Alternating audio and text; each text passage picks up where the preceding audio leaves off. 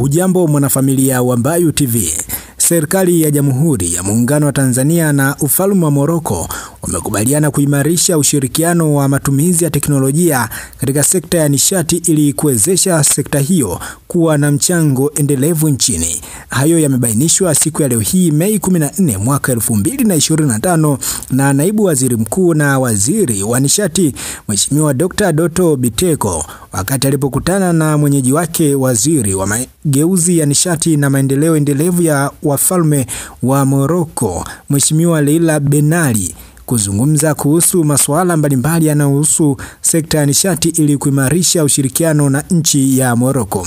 Mwaka 2016 Tanzania na Morocco zilisaini hati ya makubaliano MOU ya kuimarisha ushirikiano katika sekta ya umeme, mafuta na matumizi ya nishati mbadala ili yapewe kipaumbele katika nchi hizo. Ameweza kusema Dr. Biteko, nimemnukuu. Mheshimiwa Dr. Biteko amesema pamoja na maendeleo ya nishati yaliyofikiwa, bado nchi inahitaji uwekezaji zaidi katika sekta ya nishati mbadala ikiwa na matarajio ya kukuza shughuli za kiuchumi hususan katika sekta za viwanda na madini, jambo ambalo linahitaji uwekezaji wa kimkakati zaidi katika sekta ya nishati.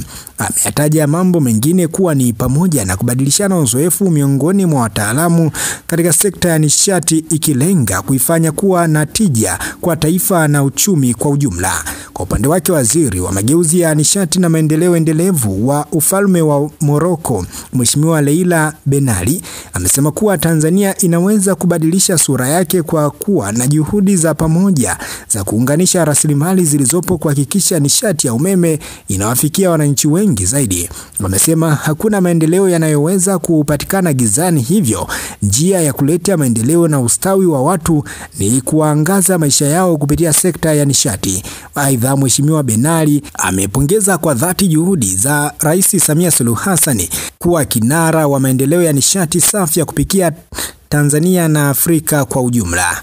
Katika ziara hiyo, Dr. Biteko ameongozana na Naibu Waziri wa Mambo ya Nje Mheshimiwa Denisi Londo, Balozi wa Tanzania nchini Ufaransa Mheshimiwa Ali Mwadini, wataalamu mbalimbali kutoka Wizara ya Nishati, Wakala wa Nishati Vijijini REA, Shirika la Umeme Tanzania TANESCO na Shirika la Maendeleo ya Petroli TPDC.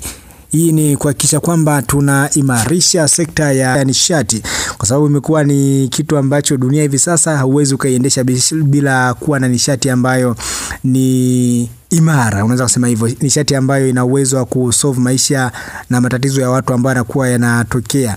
Nishati ndio kila kitu, hususan nishati ya umeme inahitajika kuwepo, mwisho wa siku iweze kuwasaidia watu waweze kuendesha shughuli za viwanda. Nishati itasaidia uweze kuendesha shughuli za usafiri.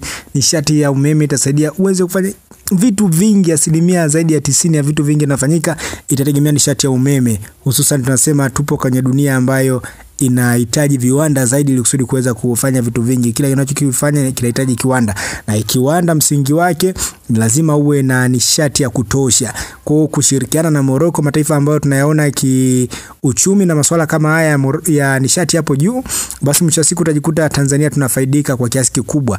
Hii ni kuwapatia pongezi viongozi wetu ambao wanapambana kila siku kuhakikisha kwamba sekta ya nishati inazidi kuwa imara, kwa sababu kuna baadhi ya maeneo wamekuwa wakikumbana na shida sana za kukatika kwa umeme. Kwa hiyo mikataba kama hii mwisho wa siku itasaidia kuweka mambo yanakaa sawa. Tukishaweka mikataba mwisho wa siku tutajikuta Tanzania tunafaidika na tunakuwa na sekta bora zaidi ya nishati ambayo inakuwa hailalamikiwi na wananchi wengi. Hii ni Mbayu TV. Kama bado hujasubscribe katika YouTube channel yetu, basi hakikisha kwamba una subscribe. Langu jina ni David Edward.